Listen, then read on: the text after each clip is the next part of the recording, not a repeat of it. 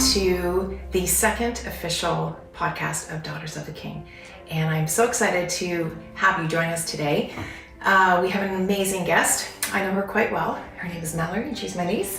So we are welcoming Mallory Balmer to Daughters of the King today. So thank you so much for being here. I'm so excited. Yes, and I'm very excited too. We have a lot we could talk about, but we're going to try to narrow it down to how we can encourage young women of faith today. Because I believe there is a war going on. There's a battle. Absolutely. And so for this next generation, how are you going to strengthen your faith? What are we going to do? So we're going to talk about that today. So maybe you can share with the audience today a little bit about your faith journey and kind of your upbringing. Yeah, so I was raised, as you know, in a pastor's home. My dad was a pastor, and I'm really thankful for it because I just kind of grew up almost not knowing any different in a way, I see. Which was really great, and I'm so thankful for it now because For sure. I was always, they always gave an explanation for why, living with Jesus, for Jesus was better. Yeah. And I'm really thankful for that now.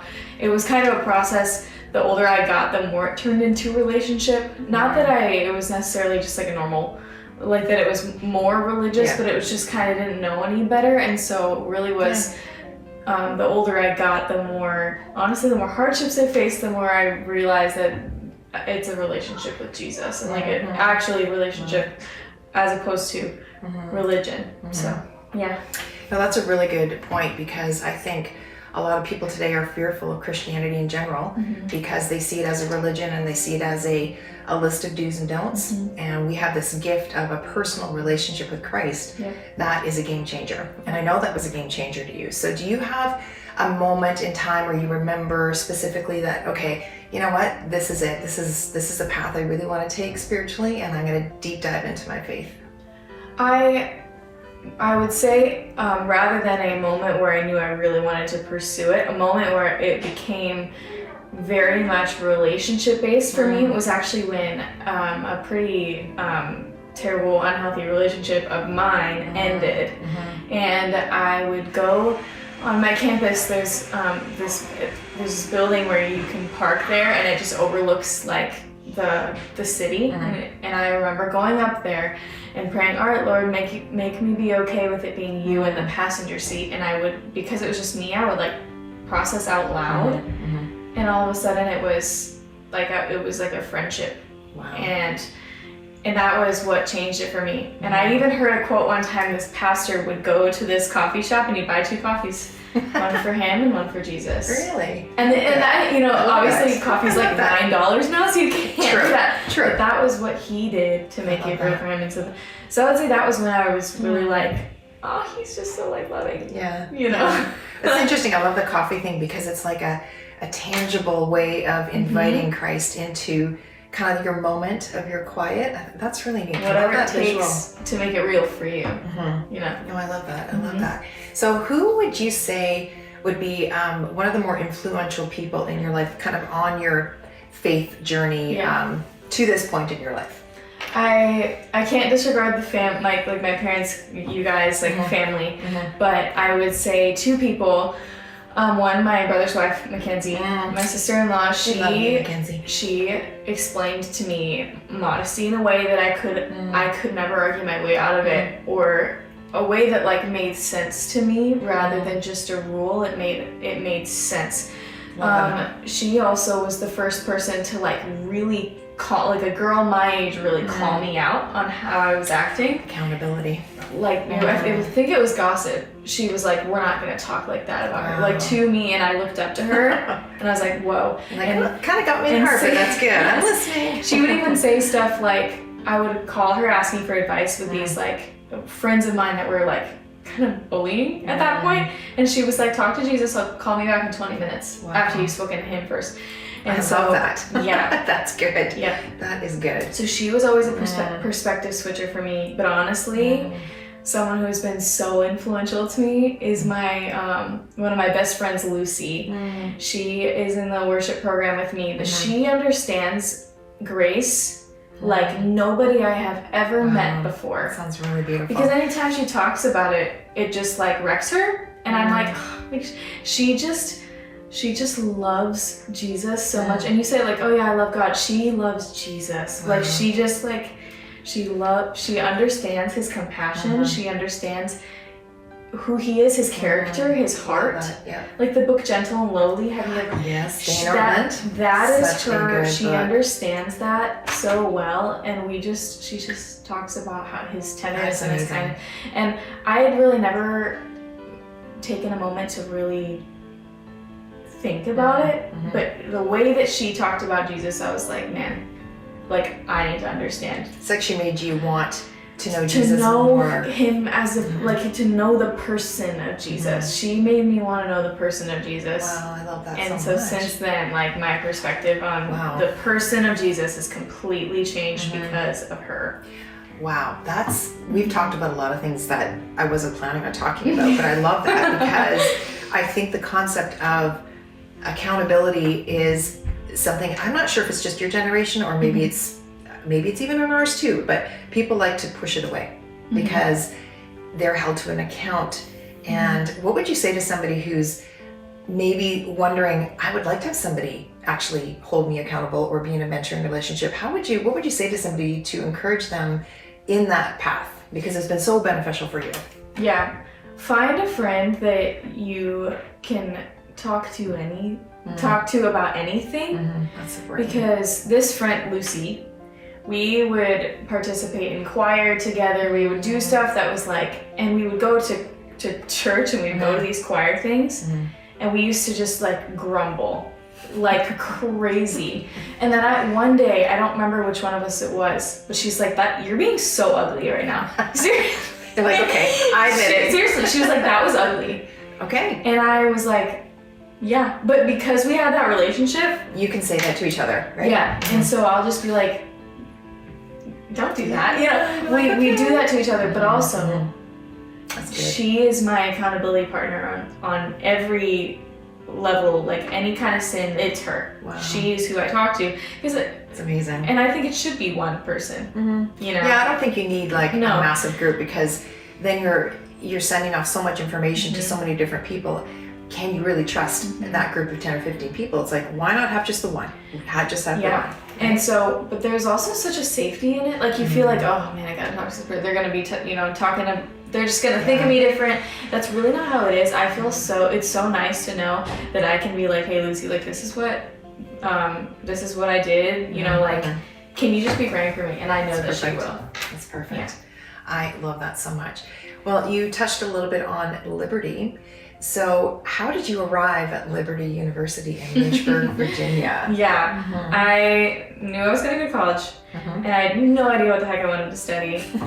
I was in a relationship at the time, and my brother and him went to this Christian university really near us, and like my dad really liked that university, and so I was like, okay, yeah, I could do that. Seemed logical. Yeah, and then I had a cousin on my dad's side, a couple cousins on my dad's side who went to Liberty, and I visited both, and I actually was interested in Liberty because of their dance team, which I didn't even make it on the dance team. But you tried. But I was looking up their degree programs, and I was a volunteer worship leader at the time, and it said worship leadership, and I was like, that's it. Like, oh, that's yeah, fun. and so I was praying with my mom and my dad about Liberty, kind of with the dance program in mind, and we made it just made, like, we felt so called for me to go to Liberty. And what's crazy is that other university, number one, that relationship ended.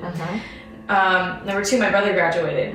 And three weeks into that semester, they got rid of their worship program. And that undergrad program as an entirety doesn't exist anymore. It's crazy. I mean, I remember so clearly the prayer that we put into what is Mallory going to do? Where is she going to go? And then there's all of the who you're going to live with, your finances, getting there. I mean, it was incredible to watch everything unfold almost to the last second.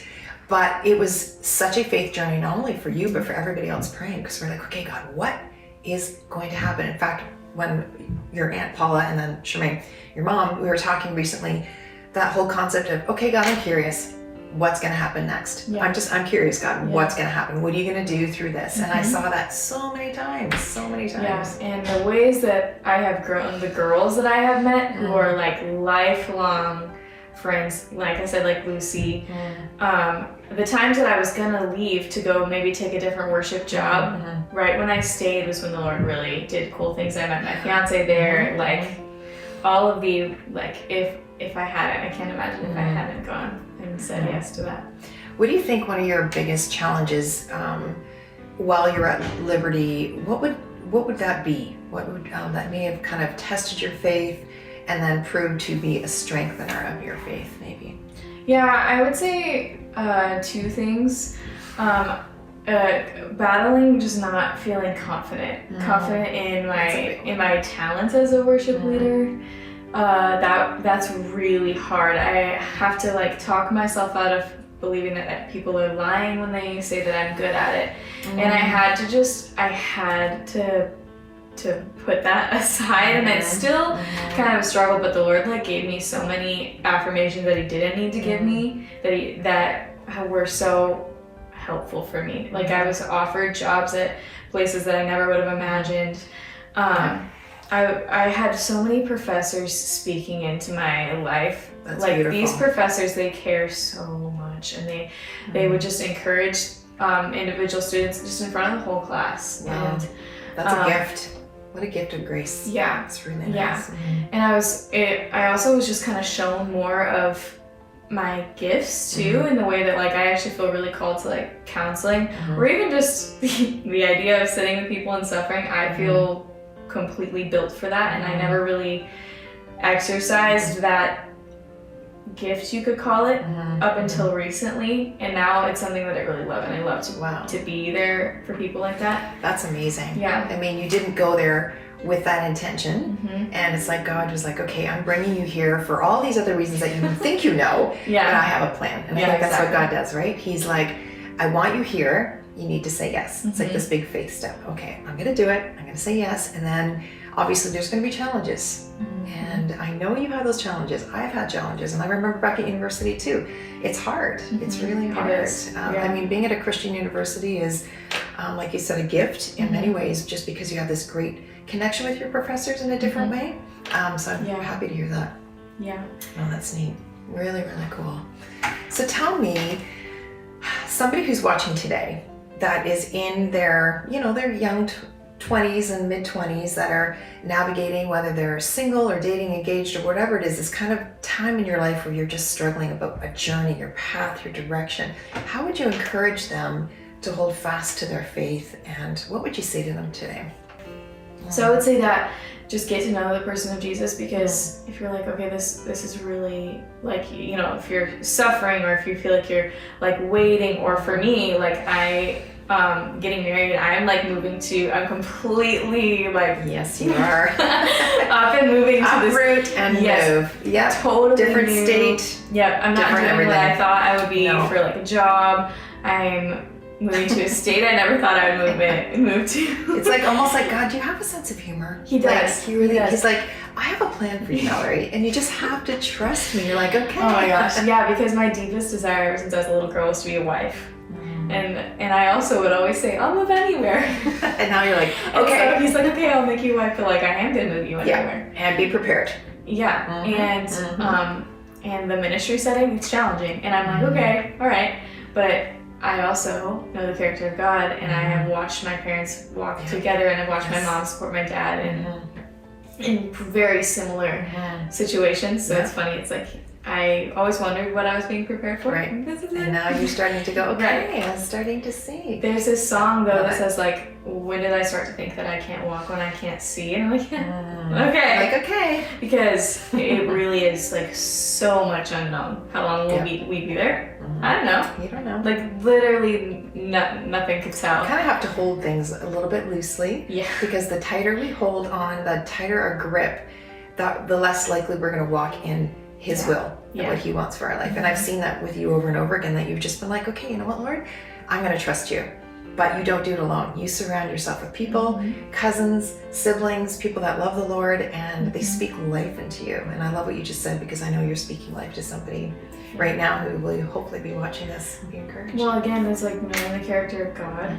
It's like He's not just going to be like, okay, I've called you to this marriage and to this ministry. Bye. Like that, like that You're is not just going to be left that's alone. not the character of God. No. And he also, like, he can handle me being real with him, processing, okay, actually, I'm, Yep. like, so scared to, like, completely uproot and move and, you know, like, Yep. I'm going home to see my family twice before I'm married, and then that's it. And so, like, That's crazy. I literally have to remember that he's compassionate and that he's kind, that he listens, you know, like, so many times in the Psalms, it's like, you heard my cry. He does. And so I have to, my mom always says, like, my mom and she always says, like, you have to remember the facts. You have to remember all the ways that you've been affirmed. You have to remember all the ways that he's shown Great up. reminder. Because really, if I know the character of God, like, I know that where the Lord is calling me is better than what I would have planned for myself. I know. Like, thank goodness I never got my way. It's true, but it's this stage where you start to be able to look back and you reflect on the goodness of God to get you from one point to the other that you never could have orchestrated yourself. Even through the storms and the tiring, exhausting university life and different relationships, God was always there. And my fiance and I, we talk about even just our story. Like, we met, and then we immediately together walked through the loss of his dad, and but yet we are about like a year into this this walk together, and we both, even him, can say that it was so perfectly designed.